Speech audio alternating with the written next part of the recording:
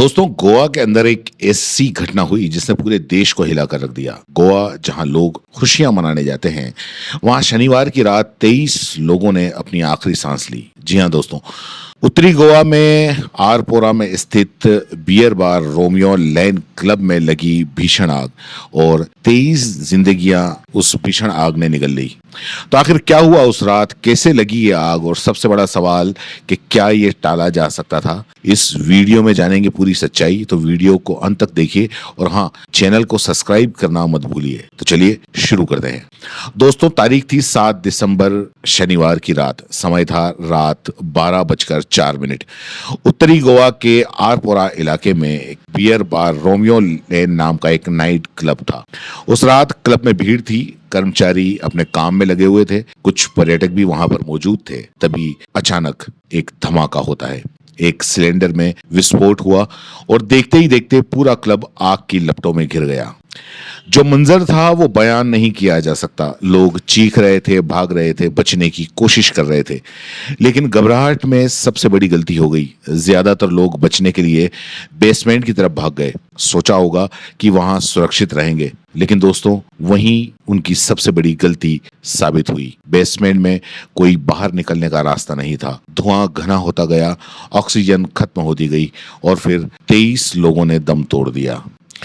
इस हादसे में जान गंवाने वालों में 3 महिलाएं और 20 पुरुष थे। भाजपा विधायक माइकल लोबो ने बताया कि अधिकांश मृतक क्लब के कर्मचारी थे, जो रेस्टोरेंट के बेसमेंट में काम कर रहे थे।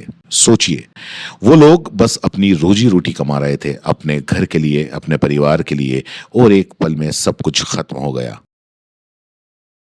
सीएम ने साफ साफ कहा कि इस क्लब ने अग्निशमन सुरक्षा मानदंडों का पालन ही नहीं किया। आप समझ रहे हैं, मतलब साफ है, मौतें टाली जा सकती थी अगर क्लब में सुरक्षा नियमों का पालन होता, अगर इमरजेंसी एक्साइट होता, अगर फायर सेफ्टी इक्विपमेंट होते, तो शायद आज 23 परिवारों को अपने प्यारों को खोना नहीं पड़ता। ये लापरवाही नहीं, ये तो हत्या है।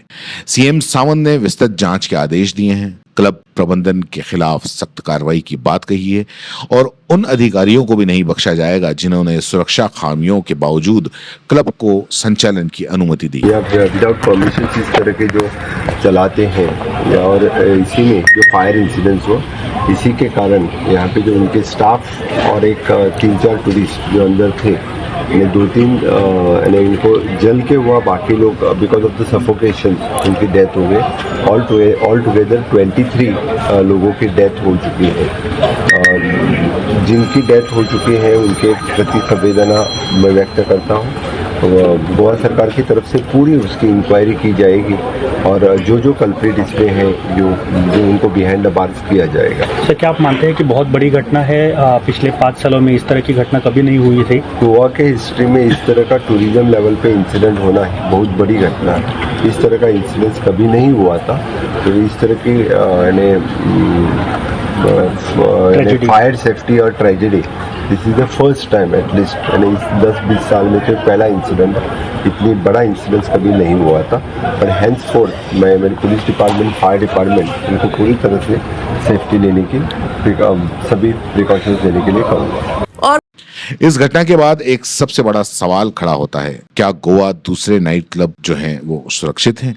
भाजपा विधायक माइकल लोबो ने एक बहुत जरूरी बात कही, हमें गोवा के सभी नाइट क्लबों को तुरंत सुरक्षा ऑडिट कराने की जरूरत है, और सच में ये बहुत जरूरी है। देखिए, गोवा एक पर्यटन स्थल है, लाखों लोग हर साल यहाँ घूमने के लिए आते हैं, वो सुरक्षित महसूस करते हैं, लेकिन ऐसी घटनाओं से गोवा की छवि पर पट्टा लगता है। विधायक लोबो ने कहा कि पर्यटकों ने हमेशा गोवा को एक सुरक्षित गंतव्य माना है, लेकिन ये घटना बहुत परेशान करने वाली है। अब सरकार को सख्त कदम उठाने होंगे। हर नाइट क्लब की सुरक्षा ऑडिट, फायर सेफ्टी सर्टिफिकेट की अनिवार्यता, नियमित निरीक्षण और सख्त दंड का प्रावधान, तभी ऐसी घटनाएं रुक सकती हैं।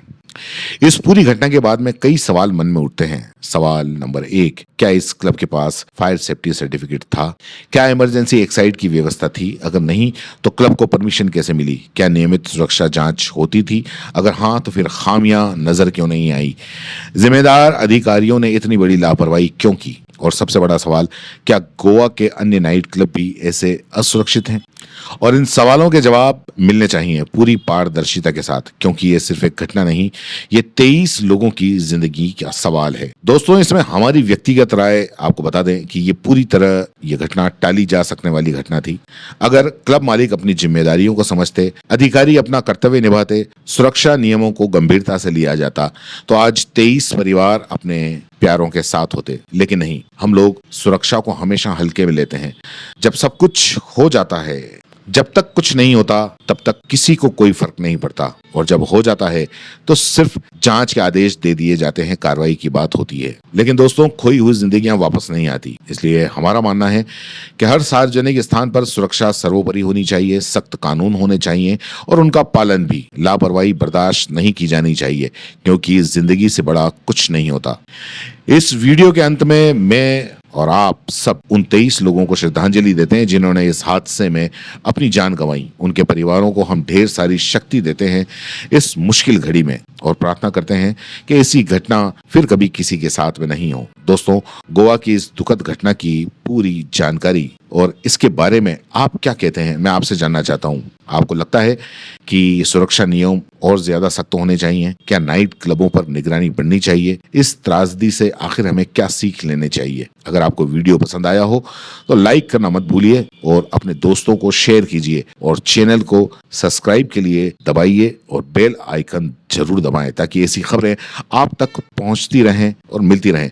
तो मिलते हैं अगले वीडियो में, तब तक के लिए जय हिंद।